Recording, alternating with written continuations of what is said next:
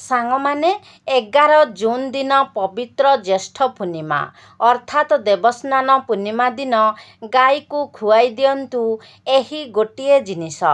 ତୁରନ୍ତ ହିଁ ଆପଣଙ୍କ ଜୀବନରୁ ସବୁ ଦୁଃଖ ଦୂର ହୋଇଯିବ। ଜୀବନର ସମସ୍ତ ଦୁଃଖ କଷ୍ଟ ଏବଂ ସମସ୍ୟାରୁ ମିଳିଯିବ ମୁକ୍ତି। ଆପଣଙ୍କୁ ଭଗବାନ ବିଷ୍ଣୁ ଏବଂ ମା ଲକ୍ଷ୍ମୀଙ୍କର ବିଶେଷ କୃପା ପ୍ରାପ୍ତି ହେବ ଏବଂ ମା ଲକ୍ଷ୍ମୀଙ୍କ କୃପାରୁ ଆପଣଙ୍କର ଘର ଧନଧାନ୍ୟରେ ଭରପୁର ହୋଇଯିବ ଏବଂ ଆପଣଙ୍କର ସମସ୍ତ ମନସ୍କାମନା ମଧ୍ୟ ପୂର୍ଣ୍ଣ ହୋଇଯିବ। ସାଙ୍ଗମାନେ, ଆମର ହିନ୍ଦୁ ଧର୍ମରେ 12 ମାସରେ 12ଟି ପୂର୍ଣ୍ଣିମା ପଡ଼ିଥାଏ। ମାତ୍ର ଏହି 12ଟି ଯାକ ପୂର୍ଣ୍ଣିମା ମଧ୍ୟରୁ ଏହି ଜ୍ୟେଷ୍ଠ ପୂର୍ଣ୍ଣିମା ଅର୍ଥାତ୍ ଦେବସ୍ନାନ ପୂର୍ଣ୍ଣିମାଟି ଅତ୍ୟନ୍ତ ବିଶେଷ ଏବଂ ମହତ୍ତ୍ୱପୂର୍ଣ୍ଣ ହୋଇଥାଏ। କାରଣ ଏହି ଦିନଟିରେ ଭଗବାନ ବିଷ୍ଣୁ ଏବଂ ମା ଲକ୍ଷ୍ମୀ ଆମର ଧରାଧାମରେ ଅବତରଣ କରିଥାନ୍ତି ଏବଂ ତାଙ୍କର ଭକ୍ତମାନଙ୍କୁ ଆଶୀର୍ବାଦ ପ୍ରଦାନ କରିଥାନ୍ତି। ସାଙ୍ଗମାନେ, ଶାସ୍ତ୍ରରେ ବର୍ଣ୍ଣିତ ଅଛି ଯେ ଏହି ଜ୍ୟେଷ୍ଠ ପୂର୍ଣ୍ଣିମା ଦିନ ଭଗବାନ ବିଷ୍ଣୁ ଏବଂ ମା ଲକ୍ଷ୍ମୀ ଅତ୍ୟନ୍ତ ପ୍ରସନ୍ନ ମୁଦ୍ରାରେ ରହିଥାନ୍ତି। ଏମିତିରେ ବି ବେଦ ପୁରାଣରେ ମଧ୍ୟ ବର୍ଣ୍ଣିତ ରହିଛି ଯେ ଏହି ଦେବସ୍ନାନ ପୂର୍ଣ୍ଣିମା ଅର୍ଥାତ୍ ଜ୍ୟେଷ୍ଠ ପୂର୍ଣ୍ଣିମା ଦିନଟାକୁ ମନସ୍କାମନା ପୂର୍ଣ୍ଣ କରିବାର ଦିନ ବୋଲି ମଧ୍ୟ ମାନାଯାଇଥାଏ ଏବଂ ଏହି ଜ୍ୟେଷ୍ଠ ପୂର୍ଣ୍ଣିମା ଦିନ ଯଦି ଆପଣ କିଛି ବିଶେଷ ଉପାୟର ପାଳନ କରନ୍ତି ତ ଆପଣଙ୍କୁ 12ଟି ଯାକ ପୂର୍ଣ୍ଣିମାର ପୁଣ୍ୟଫଳ ପ୍ରାପ୍ତି ହୋଇଥାଏ। ସେଥିପାଇଁ ଆମର ହିନ୍ଦୁ ଧର୍ମରେ ଏହି ଜ୍ୟେଷ୍ଠ ପୂର୍ଣ୍ଣିମାଟିକୁ ଅତ୍ୟନ୍ତ ମହତ୍ତ୍ୱ ପ୍ରଦାନ କରାଯାଇଥାଏ ଏବଂ ସର୍ବଶ୍ରେଷ୍ଠ ବୋଲି ମଧ୍ୟ ମାନାଯାଇଥାଏ। ସେଥିପାଇଁ ଏହି ଜ୍ୟେଷ୍ଠ ପୂର୍ଣ୍ଣିମା ଦିନ ଅର୍ଥାତ୍ ଦେବସ୍ନାନ ପୂର୍ଣ୍ଣିମା ଦିନ ଗାଈକୁ ଚୁପଚାପ ଖୁଆଇ ଦିଅନ୍ତୁ ଏହି ଜିନିଷଟି। ଆପଣଙ୍କୁ କୋଟି ପୁଣ୍ୟ ପ୍ରାପ୍ତି ହେବ ଏବଂ ମା ଲକ୍ଷ୍ମୀଙ୍କର ବିଶେଷ କୃପା ମଧ୍ୟ ପ୍ରାପ୍ତି ହେବ। ଜୀବନର ସମସ୍ତ ଦୁଃଖ କଷ୍ଟ ସମସ୍ୟା ଦୂର ହେବା ସହିତ ସମସ୍ତ ମନସ୍କାମନା ମଧ୍ୟ ପୂର୍ଣ୍ଣ ହେବ। ତେବେ ସାଙ୍ଗମାନେ, ଭିଡ଼ିଓଟିରେ ଆଗକୁ ବଢ଼ିବା ପୂର୍ବରୁ ଭିଡ଼ିଓକୁ ଗୋଟେ ଲାଇକ୍ କରି ଚ୍ୟାନେଲଟିକୁ ସବସ୍କ୍ରାଇବ୍ କରିଦିଅନ୍ତୁ ଏବଂ କମେଣ୍ଟ ବକ୍ସରେ ଭକ୍ତି ଏବଂ ଶ୍ରଦ୍ଧାର ସହିତ ଜୟ ଶ୍ରୀ ବିଷ୍ଣୁ ଜୟ ମା ଲକ୍ଷ୍ମୀ ନିଶ୍ଚୟ ଲେଖନ୍ତୁ। ତେବେ ସାଙ୍ଗମାନେ, ଆସନ୍ତୁ ଜାଣିନେବା ଗାଈର ସେବା କିପରି କରିବା ଉଚିତ ଏବଂ କେଉଁ ଗାଈକୁ କ'ଣ ଖାଇବାକୁ ଦେବା ଦ୍ୱାରା ଆପଣଙ୍କ ଗୃହରେ ଧନର ବୃଦ୍ଧି ହୋଇଥାଏ। ସାଙ୍ଗମାନେ, ଶାସ୍ତ୍ରରେ ଗାଈକୁ ଗୋମାତା ବୋଲି ବର୍ଣ୍ଣନା କରାଯାଇଛି ଏବଂ ସମସ୍ତ ଦେବାଦେବୀମାନେ ମଧ୍ୟ ଗୋମାତାଙ୍କର ପୂଜା କରିଥାନ୍ତି। ଗାଈର 5ଟି ଦ୍ରବ୍ୟ, ଯାହାକି ଗୋବର, ଗୋମୂତ୍ର, ଦହି, ଦୁଗ୍ଧ ଏବଂ ଘିଅ, ଏହି 5ଟି ଦ୍ରବ୍ୟକୁ ଅତ୍ୟନ୍ତ ପବିତ୍ର ବୋଲି ମାନାଯାଇଥାଏ।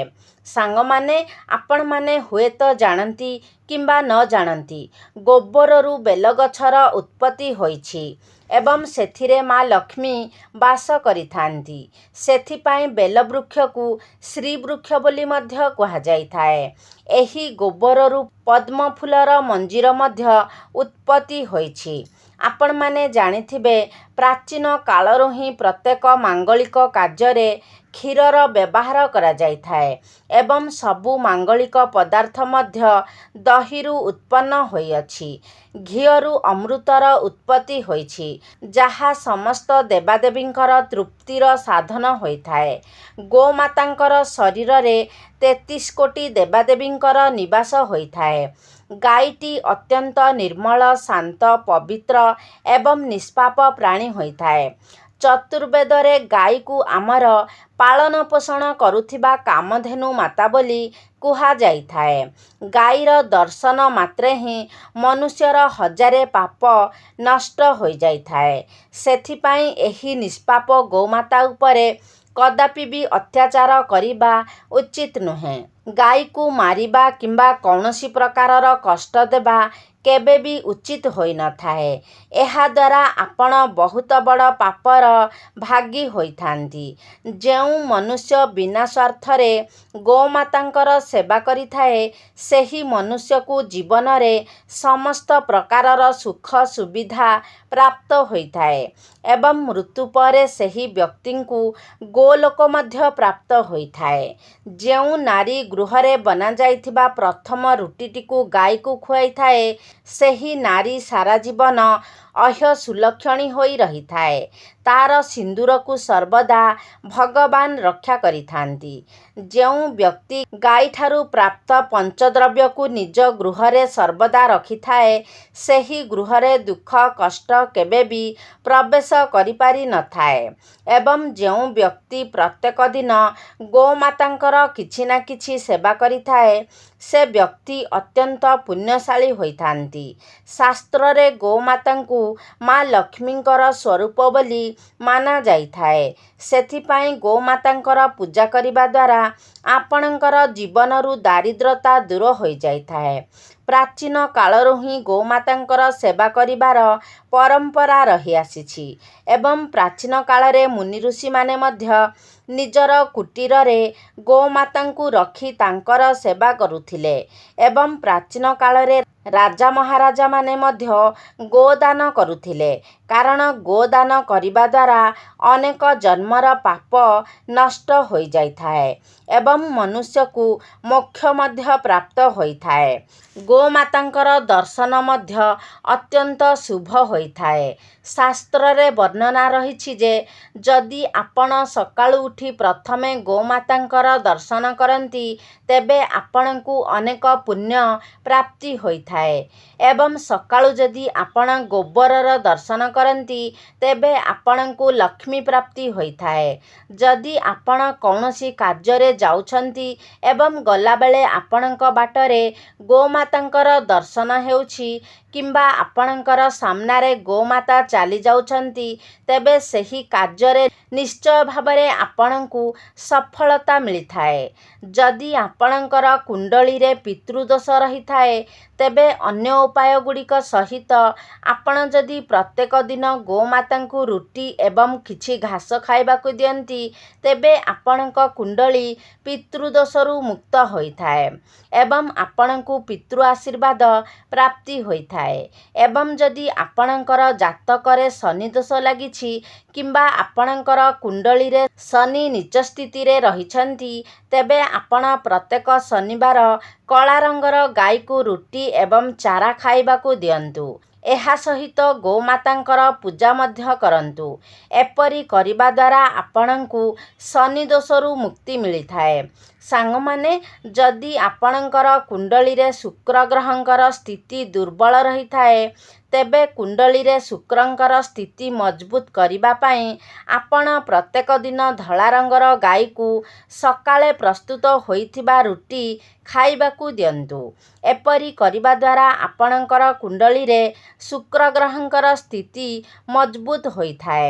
ଏବଂ ଯଦି ଆପଣଙ୍କର କୁଣ୍ଡଳୀରେ ବୁଧ ଗ୍ରହ ଖରାପ ସ୍ଥିତିରେ ରହିଛନ୍ତି କିମ୍ବା ଦୁର୍ବଳ ଅବସ୍ଥାରେ ରହିଛନ୍ତି, ତେବେ ଆପଣ ପ୍ରତ୍ୟେକ ବୁଧବାର ଦିନ ଗୋମାତାଙ୍କୁ ସବୁଜ ଚାରା ଖାଇବାକୁ ଦିଅନ୍ତୁ।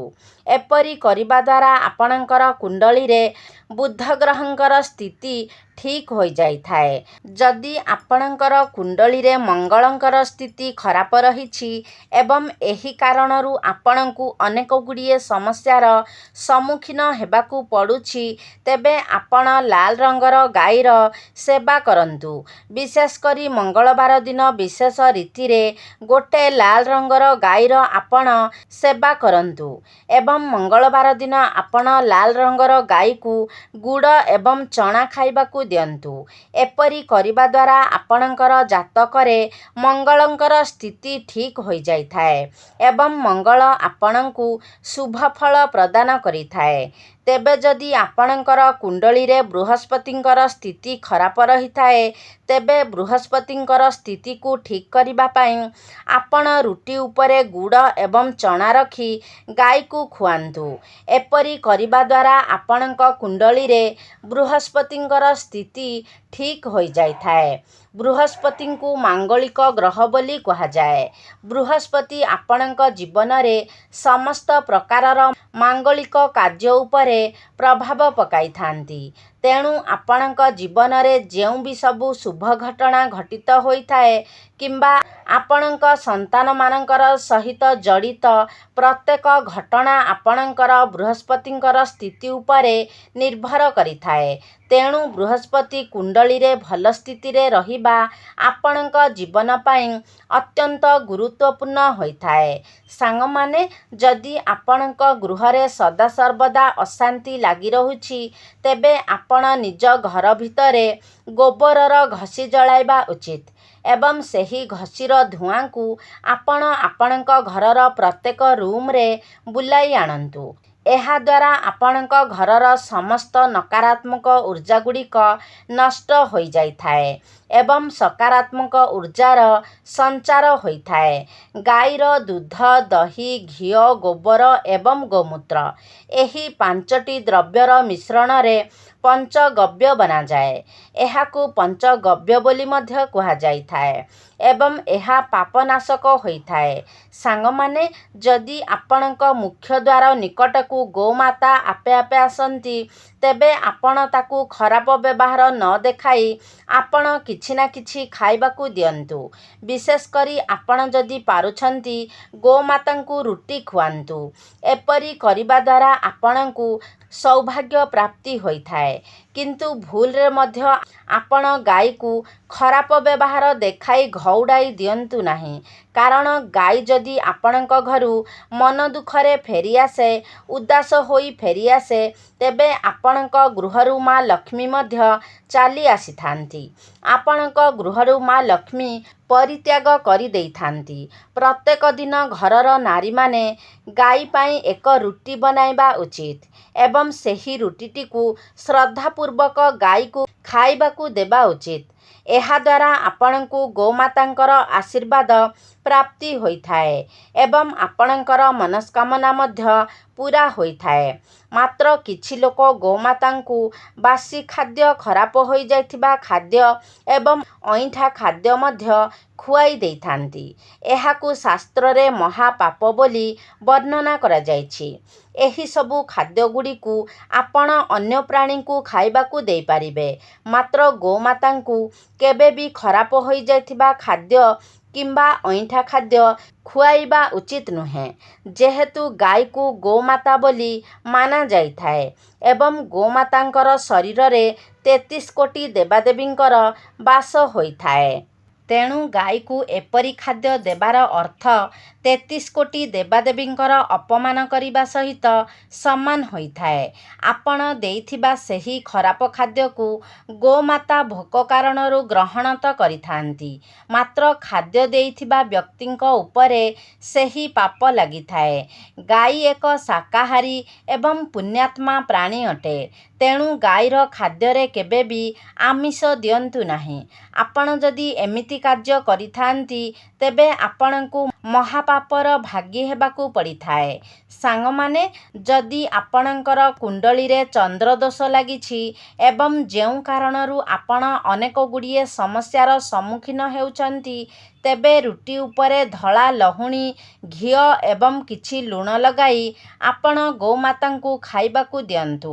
ଏବଂ ଯଦି ଜାତକରେ ଶନିଦୋଷ ଲାଗିଛି, ତେବେ ଅଟାରେ କିଛି କଳା ରାଶି ମିଶାଇ ସେହି ଅଟାରେ ଆପଣ ରୁଟି ବନାଇବେ ଏବଂ ସେହି ରୁଟିକୁ ଆପଣ ଗୋମାତାଙ୍କୁ ଖୁଆଇ ଦିଅନ୍ତୁ। ଏପରି କରିବା ଦ୍ୱାରା ଆପଣଙ୍କୁ ଶନିଦୋଷରୁ ମୁକ୍ତି ମିଳିଥାଏ।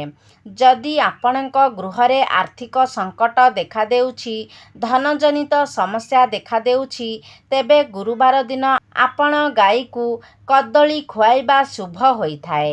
ଏହାଦ୍ୱାରା ଆପଣଙ୍କର ଧନଜନିତ ସମସ୍ୟା ଦୂର ହୋଇଯାଇଥାଏ। ଗୋମାତାଙ୍କର ପିଠିରେ ଯେଉଁ କୁବଡ଼ ରହିଥାଏ, ସେଥିରେ ସୂର୍ଯ୍ୟକେତୁ ନାଡ଼ି ରହିଥାଏ ଏବଂ ଯଦି ଆପଣଙ୍କର ଗୃହକୁ ଆପଣଙ୍କର ମୁଖ୍ୟ ଦ୍ୱାର ନିକଟକୁ ଗୋମାତା ଆସିଥାନ୍ତି, ତେବେ ତାଙ୍କର ସେହି କୁବଡ଼କୁ ଆପଣ ନିଶ୍ଚୟ ରୂପରେ ସ୍ପର୍ଶ କରନ୍ତୁ। କାରଣ ଏପରି କରିବା ଦ୍ୱାରା ଆପଣଙ୍କୁ ଅନେକ ଗୁଡ଼ିଏ ରୋଗରୁ ମୁକ୍ତି ମିଳିଥାଏ। ଶାସ୍ତ୍ରରେ ବର୍ଣ୍ଣନା କରାଯାଇଛି, ଯେଉଁ ବ୍ୟକ୍ତି ନିଃସ୍ୱାର୍ଥପର ଏବଂ ଶ୍ରଦ୍ଧାଭାବ ନେଇ ଗୋମାତାଙ୍କୁ ସେବା କରିଥାଏ, ସେହି ବ୍ୟକ୍ତି ମୃତ୍ୟୁ ପରେ ଗୋମାତାଙ୍କର ଲାଞ୍ଜକୁ ଧରି ବୈତରଣୀ ନଦୀ ପାର କରି କରି ଯାଇଥାଏ। ସେହି ବ୍ୟକ୍ତିଙ୍କର କେବେ ବି ଅକାଳ ମୃତ୍ୟୁ ହୋଇନଥାଏ ଏବଂ ସେହି ବ୍ୟକ୍ତିଙ୍କୁ ସୌଭାଗ୍ୟ ପ୍ରାପ୍ତି ହୋଇଥାଏ। ଯଦି ଆପଣଙ୍କୁ ଦୁର୍ଭାଗ୍ୟ ପିଛା ଛାଡ଼ୁନାହିଁ, ସର୍ବଦା ପ୍ରତ୍ୟେକ କାର୍ଯ୍ୟରେ ଆପଣଙ୍କୁ ବିଫଳତା ହିଁ ହାତ ଲାଗୁଛି, ତ ଆପଣ ହାତରେ ଗୁଡ଼ ରଖି ଗୋମାତାଙ୍କୁ ଚଟାନ୍ତୁ। ଏପରି କରିବା ଦ୍ୱାରା ଆପଣଙ୍କର ଶୋଇ ରହିଥିବା ଭାଗ୍ୟ ଜାଗ୍ରତ ହୋଇଥାଏ ଏବଂ ଆପଣଙ୍କୁ ପ୍ରତ୍ୟେକ କାର୍ଯ୍ୟରେ ଆପଣଙ୍କ ଭାଗ୍ୟର ସାଥ୍ ମିଳିଥାଏ। ଆପଣ ଯଦି ଗୋମାତାଙ୍କୁ ରାଶି ଲଡ଼ୁ କିମ୍ବା ରାଶିରେ ପ୍ରସ୍ତୁତ କୌଣସି ବି ଦ୍ରବ୍ୟ ଖାଇବାକୁ ଦିଅନ୍ତି, ତେବେ ଆପଣଙ୍କୁ ଅଖଣ୍ଡ ସୌଭାଗ୍ୟ ପ୍ରାପ୍ତି ହୋଇଥାଏ।